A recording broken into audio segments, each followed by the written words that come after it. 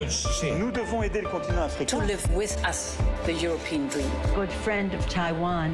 Europe 1, bonjour. Votre revue de presse internationale sur Europe 1. Nous sommes d'abord en Espagne avec vous, Nico Salvado. Bonjour. Bonjour. De quoi parlent les journaux espagnols ce matin ? De l'inflation et plus particulièrement de la hausse du prix d'un produit phare ici en Espagne, l'huile d'olive. El Periódico, le journal catalan, pose la question: pourquoi l'huile la moins chère du marché coûte-t-elle 10 € le litre ? Il n'y a pas de trêve dans la hausse du prix de l'huile d'olive, complète le journal national El País.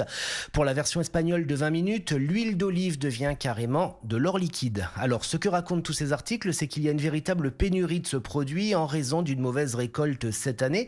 Et c'est fâcheux car dans quasiment tous les plats en Espagne, les cuisinières et les cuisiniers utilisent cette fameuse huile d'olive.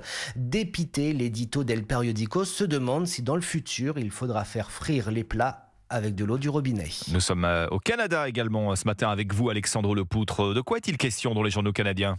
D'un avertissement du ministère des Affaires étrangères. Si vous faites partie de la communauté LGBT, faites preuve de prudence dans certains États américains. Vous pourriez être victime de discrimination. Cette mise en garde étonne Radio-Canada car normalement elle est émise pour des voyages dans des pays comme la Russie ou l'Égypte où des politiques répressives sont en vigueur. Alors Ottawa ne vise aucun État en particulier, mais selon Le Devoir, il y a bel et bien des États américains hostiles aux droits de certaines minorités, comme la Floride par exemple. Et selon un organisme américain cité par CBC, près de 500 projets de loi anti-LGBT seraient en cours d'adoption dans le pays. Pour éviter l'incident diplomatique, Ottawa affirme que cette mise en garde n'est pas politique.